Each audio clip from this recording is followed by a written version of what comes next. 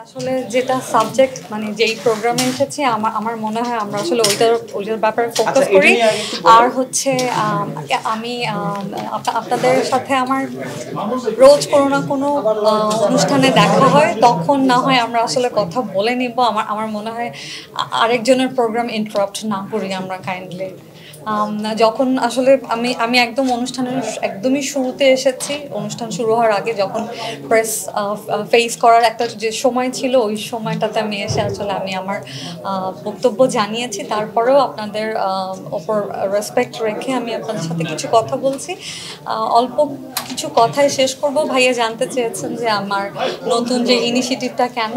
আমি যে কোনো ক্রিয়েটিভ জিনিস যে করতে পছন্দ করি।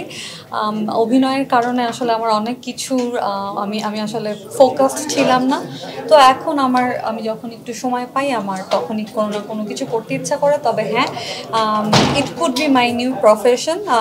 আমার অ্যাক্টিংয়ের পাশাপাশি আমার এটা একটা অন্য আরেকটা প্রফেশনও হতে পারে, কারণ এটার প্রতি আমার আসলে অনেক আগ্রহ আছে। এই তো আমার জন্য আপনারা সবাই দোয়া করবেন।